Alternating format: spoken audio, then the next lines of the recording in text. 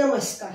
मी विजया डोळे आदिनाथ चॅनलवर आपलं स्वागत करत आहे. आपण गेल्या भागामध्ये आदिनाथ चॅनलचं ओपनिंग केलं.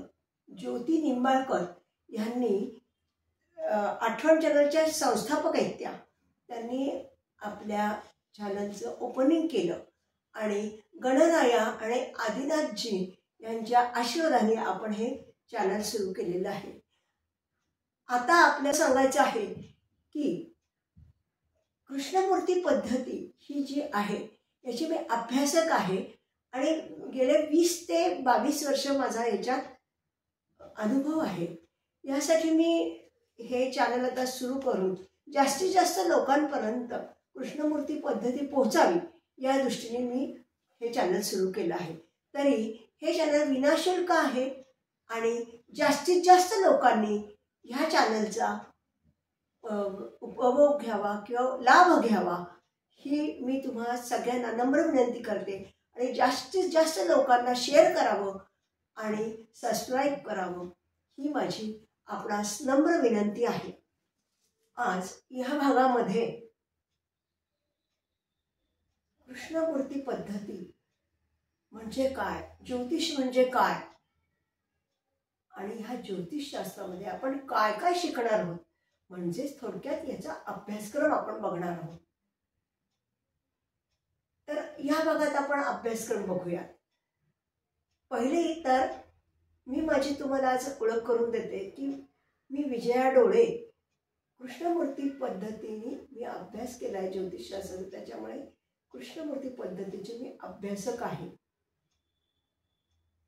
माझा 20 ते 22 वर्ष याच्यात अनुभव आहे या क्षेत्रामध्ये. त्यामुळे ह्या चॅनलद्वारे लोकांना जास्तीत जास्त लोकांना कृष्णमूर्ती पद्धती समजावी यासाठी हे मी चॅनल सुरू केलेलं आहे. तरी आपण आता ह्या भागामध्ये या कृष्णमूर्ती पद्धतीचा अभ्यास काय आहे, अभ्यासक्रम काय आहे, आपण या चॅनलमध्ये काय शिकणार आहोत हे मी तुम्हाला दाखवणार आहे आज किंवा समजावून सांगणार आहे. तर पहिल्यांदा काय करणार आहे, ज्योतिष म्हणजे काय, कृष्णमूर्ती पद्धती म्हणजे काय.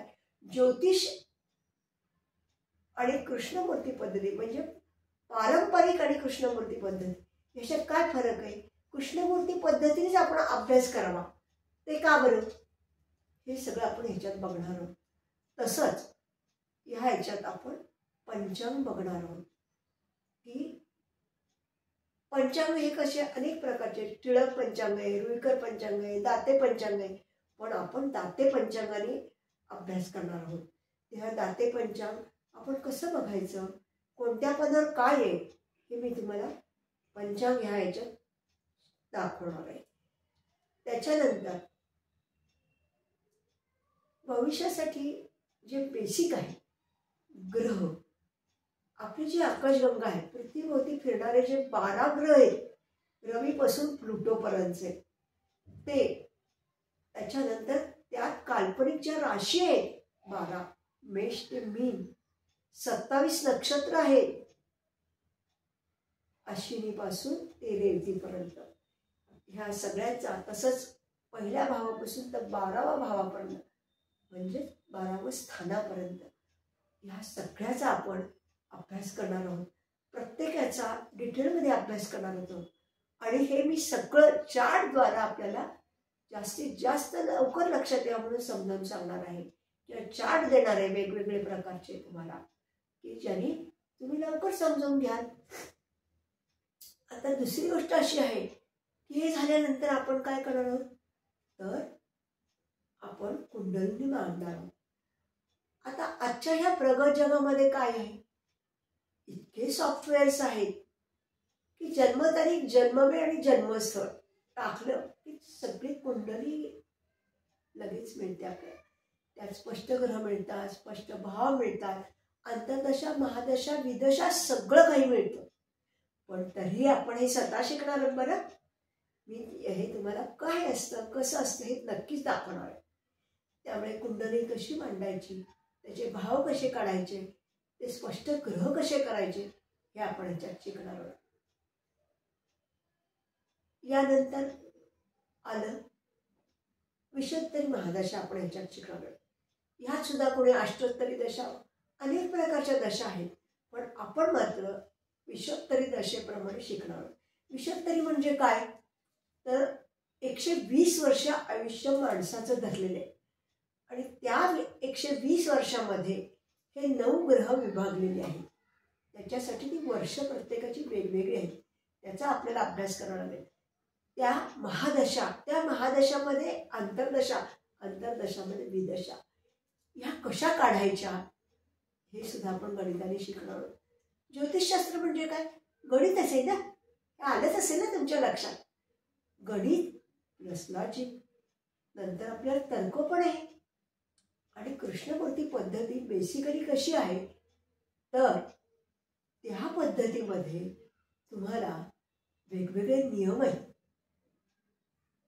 एखादा प्रश्न बघायचा असेल, एखादा विषय, तर त्यासाठी नियम आहेत.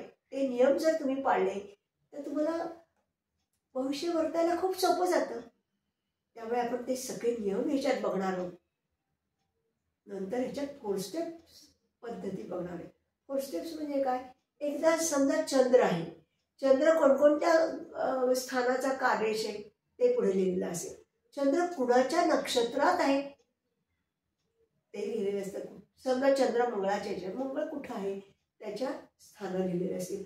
मग चंद्राचा सब, ह्या कृष्णमूर्तीमध्ये नक्षत्राला आणि सबला खूप महत्व आहे. त्याच्यावरच ही कृष्णमूर्ती पद्धती आधारित आहे.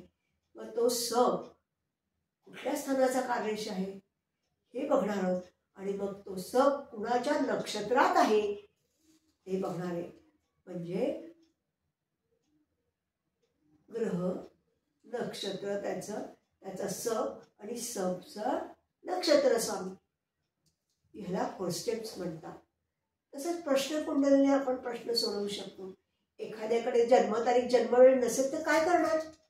तर त्यांनी ज्या वेळेला प्रश्न विचारला ती वेळ, ती तारीख आणि जिथे प्रश्न विचारला ती प्लेस, जागा, ह्यावरून सुद्धा आपण प्रश्न सोडवू शकतो.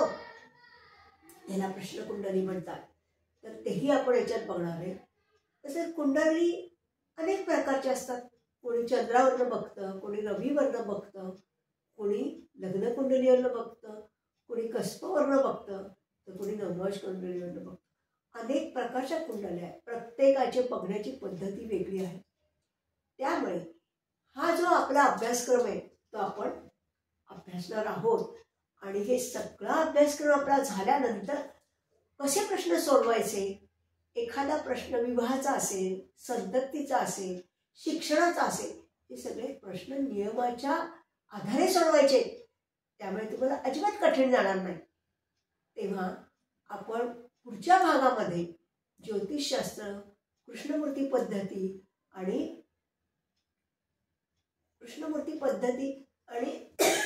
पंचांग याचा अभ्यास आपण पुढच्या भागामध्ये करणार आहोत. तेव्हा आज मी इथेच आपला निरोप घेते आणि पुढच्या भागासाठी आपण नक्कीच उत्सुक असाल असं समजते आणि त्या दृष्टीने मी आपली वाट बघते. धन्यवाद.